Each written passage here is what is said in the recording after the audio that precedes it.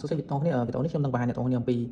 ការលុបកម្មវិធី Microsoft Word Excel PowerPoint ហើយនឹងរហូតដល់ការតម្លើងថ្មីបាទយើងត្រូវមានដំណាក់កាយខ្លះអញ្ចឹងវាមានច្រើន step បាទអញ្ចឹងជំហានដំបូងគឺខ្ញុំបង្ហាញមួយសិនបាទសម្រាប់កុំព្យូទ័ររបស់ខ្ញុំគឺមានកម្មវិធី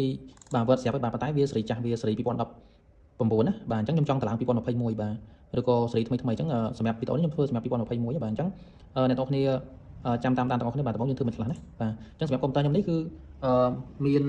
បាទកម្មវិធី Word 2019អញ្ចឹងយើងឆែកវាសិនបាទខ្ញុំបើកកម្មវិធី Word មកបាទកម្មវិធី Word ខ្ញុំចុចកន្លែងនេះចុចការងារថ្មីណាបាទបន្តមកទៀតដើម្បីឆែកថាកម្មវិធីរបស់យើង2000ម៉ានអ្នកនរគ្នាចុចកន្លែង file នេះបាទចុចកន្លែង file ហ្នឹងហើយអ្នកនរគ្នាយកពី account បាទអ្នកនរគ្នាចុចពី account ខាងលើខាងក្រោមនេះមកបាទពេលចុច account ហ្នឹងទៅវានឹងបង្ហាញថាកម្មវិធីរបស់យើង Microsoft Office របស់យើងគឺ2019បាទហើយសម្រាប់ខ្ញុំគឺខ្ញុំអត់ចង់ប្រើ2019ខ្ញុំចង់ប្រើ2021បាទ2021អញ្ចឹងខ្ញុំទៅការលុបវាចេញណាបាទអញ្ចឹងដើម្បីលុបវាធ្វើម៉េចអញ្ចឹងកម្មវិធី Word នេះគឺយើងប្រើបានទេបាទប៉ុន្តែខ្ញុំចង់តម្លើងថ្មីបាទខ្ញុំអត់ចង់បាន2019ហ្នឹងទេអញ្ចឹងដើម្បីលុបកម្មវិធី Microsoft Office Word Excel របស់យើងបាទបិទវាចោលទៅហ្នឹងហើយបិទវាចោលហើយអ្នកនរគ្នាហៅពាក្យនេះ Control Panel នេះបាទចូល Control Panel ហ្នឹងមកហើយចុចកន្លែង Uninstall Program បាទបន្តមកទៀតអ្នកនរគ្នាចុចវាធំមកនេះកន្លែងនេះដើម្បីងាយស្រួលមើលណាយក Light Icon ហ្នឹងមកបាទចុចធំទៀតទៅយើងស្រួលមើលបាទអញ្ចឹងមានកម្មវិធីមួយអ្នកនរគ្នាចង់លុបកម្មវិធីណាចុចលើហ្នឹងទៅអញ្ចឹងកម្មវិធីរបស់យើងមិញនេះបាទនេះ Microsoft Office 2019អញ្ចឹងខ្ញុំលុបវាចុចលើវាអញ្ចឹងទៅយកពី Uninstall បាទចុចពី Uninstall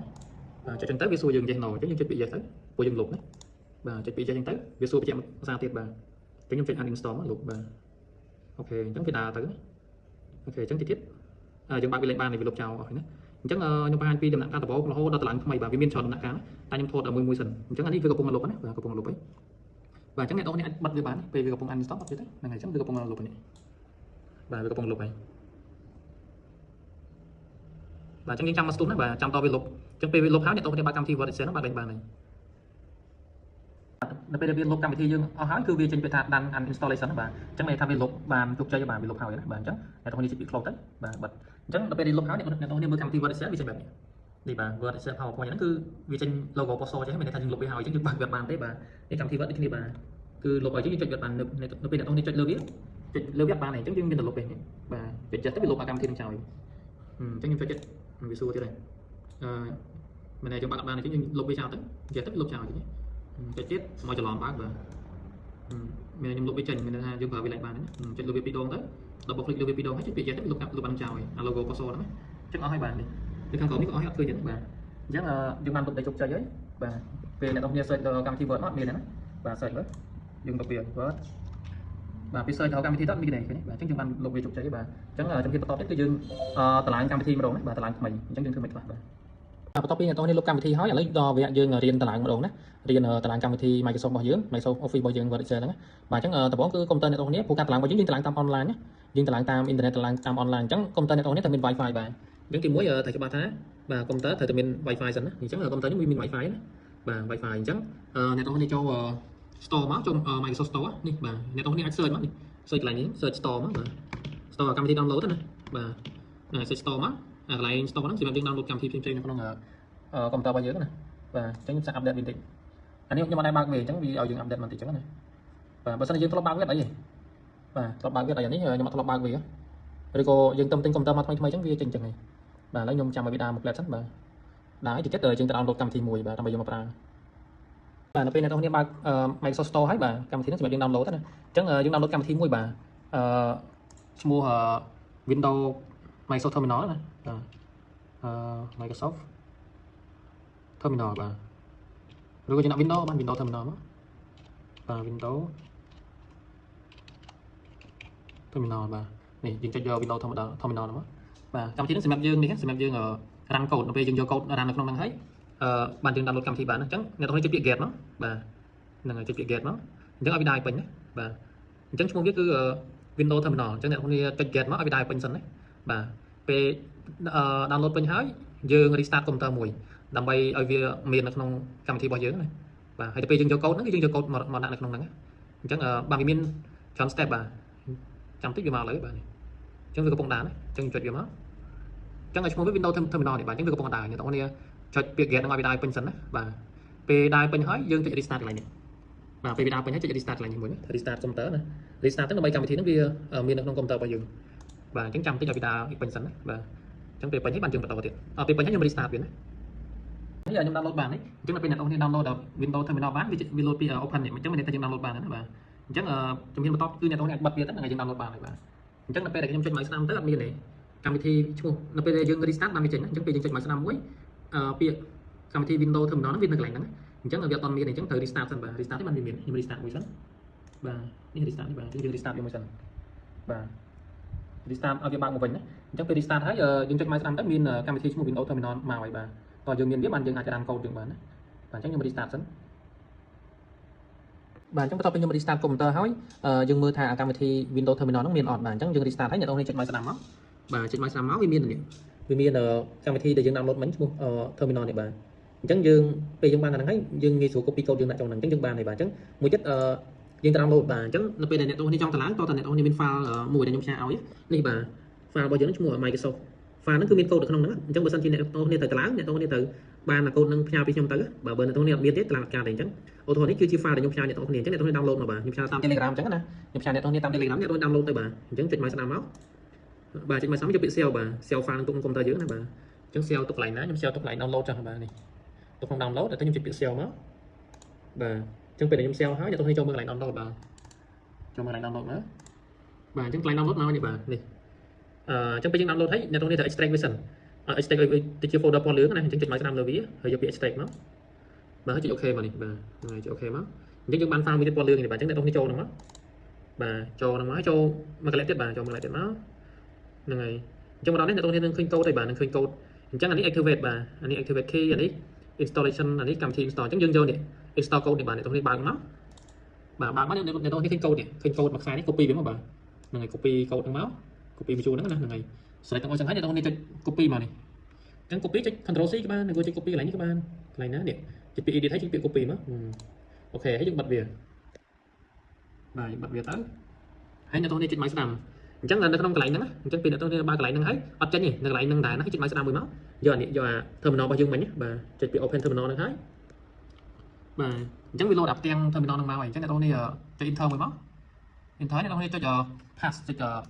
trên máy sẽ 50 máu giờ bị pass máu control với các bạn chắc bị pass thấy và bị pass thấy là tôi này cho inter máu là cho inter thấy cho những cái lạnh cam thì là ngày cái nhé bà lạnh cam online chắc cho jet màu và chẳng biết là này cái nhé chẳng code mấy dương do đặt terminal đó dương copy code mấy đặt trong terminal tới người tới inter tới tờ làng rồi bạn tờ làng Microsoft qua dương rồi trong này so với công tờ làng tam online và anh cái chưa bị thi sang nghi sùa bà thì dương thằng bên wifi bà này wifi tại cho chẳng không phải tại wifi ok chắc viên tờ làng ấy này trong viên tờ làng của công tờ làng chắc là tôi ai khoai cho bạn này khoai với các bạn khoai chào tới ok khoai với tới thì chắc cái công tờ làng ở gì bây giờ này công tờ làng rồi nhé bà chẳng Microsoft Office bao nhiêu people hay muốn mình hay cầm thì vợ Excel PowerPoint Outlook Note Publisher hay là Microsoft xem bạn chẳng được công tờ làng đấy chẳng là đi trăm thì chắc bà này tôi đi trăm bia bài hình đi tới phải chia kèm động tí đó bà tam internet chắc internet dương lướn vì lươn chẳng internet slow từ internet mình slow và chẳng dù đấy bữa internet tôi đi lướn có với lươn này nó bà tam internet bao nhiêu tiền đấy này chẳng trăm một lần đấy chẳng thì chết tháo trong những to thiệt bà bạn chẳng bắt bây giờ tờ làng hái và tôi hái ở lấy vi bàn mà những cái này luôn chết mình này tha dương ban tờ làng hái đó bà này lột bật này và đột nó mình dương tải thôi đấy những clone bà mình đang cầm thiên nó cái dương tải thôi và những bật biệt tới và chắc là tôi đi chơi các bạn thì lại nhờ logo mày xong máu dương viên này cầm thi vợt trên tờ lọng vậy đấy và chắc dương bạn mở lấy trong pin viêm nặng lại nhẹ thưa mình bà trong pin viết trên máy năm viêm máu hay dùng vô này vô pin thu taskbar này bà chỉ lạnh mồ máy trên pin thu taskbar mất cái màu này và chắc sẽ đi cái bà này sẽ lấy như thôi trong cái máu và những pin viên máu hầu không cái được cái bà trong pin sẽ tiếp máu thì sao dương ban lại thôi và pin thu taskbar mất chắc là nhưng mà pin viêm thang cồn này bà thấy nhé chứng chứng băng mà bạn cầm thi vượt nó chuyện là vì muốn mất bạn rồi chứng cầm thi bao nhiêu là people đọc bằng buồn tài bạn chứng là tôi như bạn mời chứng cầm thi trong tập 4 để trong lúc nó cứ people đọc buồn nhưng mà mấy nó cứ people ở phải mùi này bà people phải mùi chứng bên dưng mà mơ lại cái lại nhà khao đấy dưng mà mơ viết cứ people đọc buồn tài bà để sao bị cho bà trả people để sao dưng ở activate về dưng ở đặt lại sân này vì nó bị là hết ở chọn lại sân này dưng ở đặt lại sân này vì chắc mình đang bị cho mua trang tài bà tại vì việc dưới này bà mình là số lương mà chu này do install Microsoft Professional Plus đi pay muối và này việc bật thay một nghiệp thay dương chẳng nè và việc gặp dương là đồng bài chắc đồng bay ao video mau ở cầm thì pay muối bánh cứ dương cả đặt lại sân này đặt lại sân ở phía sau đấy hay activate và chẳng tăng access của cái bà này chẳng cứ video people là và cầm thiệt share check file nó check account nó và nơi people đọc bằng buồn tài và hay cầm thi PowerPoint cái bà nhưng mà cầm thi PowerPoint em và cho cái lại tái nó chắc 700 tiếng chứ mưa lại từ mùi nó sẽ bị phá sẽ bị account nó và ពីប៉ុន14អញ្ចឹងយើងបានតឡើងហើយបាទយើងបានតឡើងវាហើយឥឡូវកម្មវិធីយើងមកទាំង3វិញហើយបាទអញ្ចឹងការងារបន្ទាប់គឺយើងដាក់ license បាទយើងដាក់ license វាអញ្ចឹងពេលយើងដាក់ license ទៅប៉ុន្តែកម្មវិធីនេះកម្មវិធីរបស់យើងតឡើងនេះ2021ប៉ុន្តែទម្រង់រូបរាងវាគឺនៅចាស់តែនៅ2019ដែរអញ្ចឹងវាអត់តដូរទម្រង់ថ្មីឲ្យយើងទេបាទអញ្ចឹងតើតើយើងដាក់ license វាសិនណាព្រោះយើងតឡើងមកអត់តជាប់ license ទេអញ្ចឹងយើងដាក់ license វាយើងហៅ activate បាទអញ្ចឹងជំហានបន្ទាប់គឺយើងដាក់ license វា activate វាដើម្បីឲ្យវាទៅជាកម្មវិធី2021ពេញលក្ខណៈបាទអញ្ចឹងដាក់ license វាអ្នកទាំងគ្នាបើកចូល file យើងទៅតែមក file យើងទុកទៅណាបាទបើកកន្លែង PC មកយើងចូលកន្លែង download ណាហ្នឹងហើយចូលកន្លែង download ហើយអ្នកទាំងគ្នាចូលនេះចូល file យើងទៅតែ file យើង download ពី Telegram មកនេះ file យើង extract ចូលកន្លែងចាស់ដែរមកអញ្ចឹងវាមានបាទមាន key 2នេះដំបូងគឺ installation code អា code ដែលយើងតឡើងអញ្ចឹងយើងបានតឡើងហើយឥឡូវយើងមកបើកនេះម្ដងដាក់ license វាអញ្ចឹងដាក់ license វាគេហៅ activate អញ្ចឹងបើកនឹងមកវាមាននេះបាទវាមានcode activate បាទអញ្ចឹងអ្នកទាំងគ្នា copy code ហ្នឹងមកហ្នឹងហើយ copy code ហ្នឹងមកបាទហើយយើងទៅបើកកម្មវិធីមួយឈ្មោះPowerShell បាទ PowerShell នេះ PowerShell ចុចពី PowerShell មកWindows PowerShell នេះបាទនេះអញ្ចឹង copy code មិញនេះ code នេះបាទ copy code បញ្ចូលនឹងទាំងអស់មកហើយទៅអ្នកទាំងគ្នាបើកកម្មវិធីមួយឈ្មោះ Windows PowerShell នេះយើងអត់ download ទេវាមានក្នុងកុំព្យូទ័រយើងស្រាប់ទេបាទអញ្ចឹងបើកវាមកហ្នឹងហើយបន្តមកទៀតអ្នកទាំងគ្នា pass បាទចុចមកស្ដាំមួយគាត់ចុចលើវាទៅវា load អា code នឹងឲ្យនេះឃើញទេបាទ load code នឹងឲ្យបន្តមកទៀតអ្នកទាំងគ្នាចុច enter មកបាទហ្នឹងហើយចុច enter ពុកមួយមកអញ្ចឹងវា load វាចាប់តាមគេអានេះយើងហើយបាទអូខេអញ្ចឹងវា load ផ្ទាំងខ្មៅមួយមកអញ្ចឹងjust no បាទចុច just មកបាទចុច just ណាឲ្យវាដំណើរការអញ្ចឹងពេលចុច just ទៅវា load នេះវាចុចជំរឿសឲ្យយើងអញ្ចឹងវាមានជំរឿសច្រើនបាទជំរឿសទី1ធ្វើអីជំរឿសទី2ធ្វើអីអញ្ចឹងយើងយកជំរឿសទី2បាទ activate នេះ Microsoft Office activate យកជំរឿសទី2មកបាទយកលេខ2អញ្ចឹងបាយលេខ2មកនេះកន្លែងនេះចុចលេខ2ពុកមកបាទអញ្ចឹងពេលយើងចុចលេខ2វា load មុខងារមិនឲ្យយើងជ្រើសរើសទៀតចង់លុបកម្មវិធី install and activate អញ្ចឹងយើងចុចលេខ1ជំរឿសទី2លុបកម្មវិធីចោលជំរឿសទី3ចូល download លេខ0ត្រឡប់ឲ្យក្រោយវិញអញ្ចឹងណាបាទអញ្ចឹងយើងចុចជំរឿសទី1បាទជំរឿសទី1ណាអញ្ចឹងចុចលេខ1មកអញ្ចឹងពេលចុចលេខ1ហើយវាចាប់បានធ្វើការឲ្យយើងហើយបាទវា activate ហ្នឹងគឺបើយើងនិយាយខ្មែរស្រួលស្រាប់តែយើងដាក់ license ទៅវាហ្នឹងហើយយើងដាក់ license ទៅវាបើមិនយើងអត់មាន license ទេយើងពិបាកប្រើបាទវាប្រើទៅមានបញ្ហាអញ្ចឹងយើង activate វាមានតែយើងដាក់ license ទៅវាដូចឡានអញ្ចឹងអ្នកនរគ្នាទិញឡានមក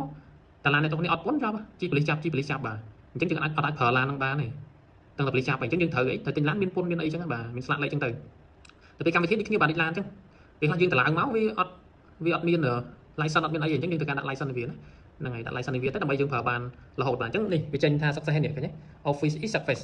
Office is permanently activated មានវាដាក់បានមានន័យថាវាបានដាក់ license ឲ្យយើងហើយដាក់ license គឺដាក់ license បានរហូតរបៀបហ្នឹងគឺដាក់ license បានរហូតអត់មានដាច់ចុយអត់មានប្រើមានបញ្ហាទេបាទ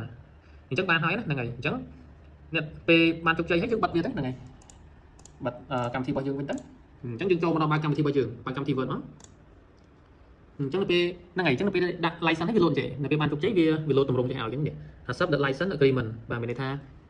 ឲ្យយើងយល់ព្រមទៅលើ license ដែលយើងបានដាក់ហ្នឹងអញ្ចឹងយើងចុច accept មកចុចទទួលមកអញ្ចឹងកាលណាយើងបានដាក់ license ហើយវា load អញ្ចឹងឲ្យហើយមាន load ពី accept the license agreement នេះបាទហើយវាបង្ហាញកម្មវិធីយើងទៅមានកម្មវិធីយើងឡើងមានអីខ្លះវាដាក់រូបនៅហ្នឹងហើយ logo វានៅហ្នឹងហើយបើចុចពី accept មកមានទទួលណាហ្នឹងហើយអញ្ចឹងពេលអ្នកនរគ្នាបើកមកទម្រង់របស់យើងផ្សេងតិចនេះបាទ